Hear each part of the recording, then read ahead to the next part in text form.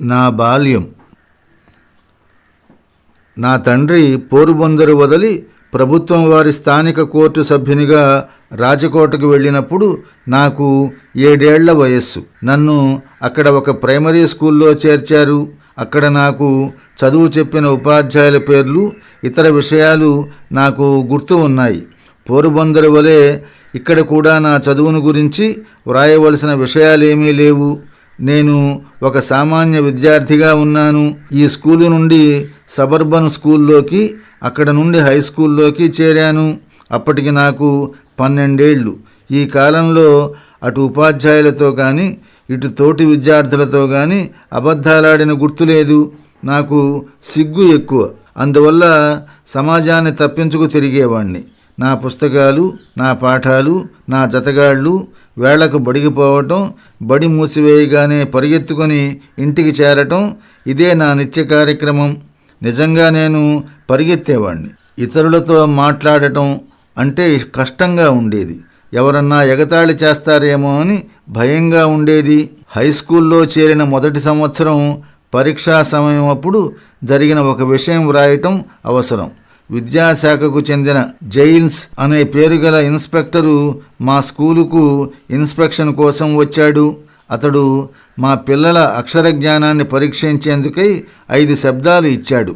వాటిల్లో కెటిల్ అనే శబ్దం ఒకటి. దాన్ని నేను తప్పుగా వ్రాశాను. ఇది గమనించిన ఉపాధ్యాయుడు తన బూటుకాలుతో నొక్కి తప్పుదిద్దుకోమన్నట్లు సైగ చేశాడు. కానీ నేను దిద్దలేదు. ఎదురుగా ఉన్న పిల్లవాడి పలక చూసి తప్పుదిద్దుకోమని మాస్టారు సైగ చేస్తున్నారన్న విషయం తెలుసుకోలేకపోయాను. ఒకరి పలక మరొకరు చూసి వ్రాయకుండా ఉండేందుకే మాస్టారు ఇక్కడ ఉన్నారని నా భావం. మిగతా పిల్లలంతా వ్రాసిన 5 శబ్దాలు సరిగా ఉన్నాయి. నేను ఒక్కడిని మాత్రం దద్దమ్మనయ్యాను. తరువాత మాస్టారు నా మూర్ఖత్వాన్ని నాకు తెలియజేశారు. కానీ ఆయన మాటలు నా మీద పనిచేయలేదు. ఇతరుల్ని చూసి వ్రాయటం నేను ఎప్పుడూ నేర్చుకోలేకపోయాను. అయితే ఈ ఘట్టం ఉపాధ్యాయుని పట్ల నాకు గల వినయాన్ని ఏమాత్రం తగ్గించలేదు. పెద్దల దోషాలను చూసి కళ్ళు మూసుకోవటం నా స్వభావం.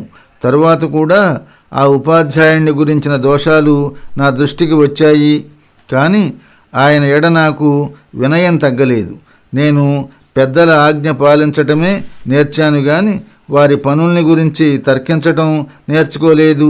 అప్పటి మరో 2 విషయాలు నా మనస్సుకు హత్తుకొని ఉండిపోయాయి. బడి పుస్తకాలు తప్ప ఇతర పుస్తకాలు చదువుదామనే కోరిక నాకు ఉండేది కాదు. రోజువారీ పాఠాలు చదవాలి గదా. ఉపాధ్యాయుణ్ణి మోసగించటం అంటే నాకు ఇష్టం ఉండేది కాదు.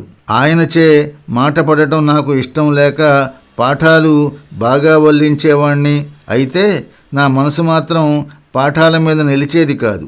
ఈ విధంగా నా పాఠాలే నాకు సరిగా రానప్పుడు పుస్తకాలు చదవటం సాధ్యమా? ఒకసారి మా తండ్రి గారు కొని తెచ్చిన ఒక పుస్తకం నా కంటపడింది. అది శ్రవణుడి పితృభక్తి నాటకం. శ్రద్ధగా ఆ పుస్తకం చదివాను. ఆ రోజుల్లో చెక్కల బాక్సుకు అమర్చిన అద్దంలో చిత్రాలు చూపిస్తూ కొందరు ఇంటింటికి తిరుగుతూ ఉండేవారు. వాళ్ళు చూపించిన చిత్రాల్లో అంధులగు తన తల్లిదండ్రుల్ని కావడిలో కూర్చోబెట్టుకొని యాత్రకు వారిని మోసుకుపోతున్న శ్రవణుని బొమ్మ నా హృదయం మీద చెరగని ముద్ర వేసింది. అతన్ని లక్ష్యంగా పెట్టుకున్నాను. శ్రవణుడు చనిపోయినప్పుడు అతని తల్లిదండ్రులు కరుణ విలాపం ఇప్పటికీ నాకు జ్ఞాపకం ఉన్నది. ఆ లలిత గీతం నన్ను ద్రవింపజేసింది. నా తండ్రి గారు కొని ఇచ్చిన వాద్యం మీద ఆ గీతాన్ని ఆలపించాను కూడా. అప్పుడే ఒక నాటక కంపెనీ అక్కడికి వచ్చింది. వాళ్ళ నాటకం చూసేందుకు నాకు అనుమతి లభించింది. అది హరిశ్చంద్ర నాటకం. ఆ నాటకం నాకు బాగా నచ్చింది. కానీ ఎక్కువసార్లు ఎవరు చూడనిస్తారు? అయినా నా మనస్సులో ఆ నాటకం ప్రదర్శితం అవుతూ ఉండేది.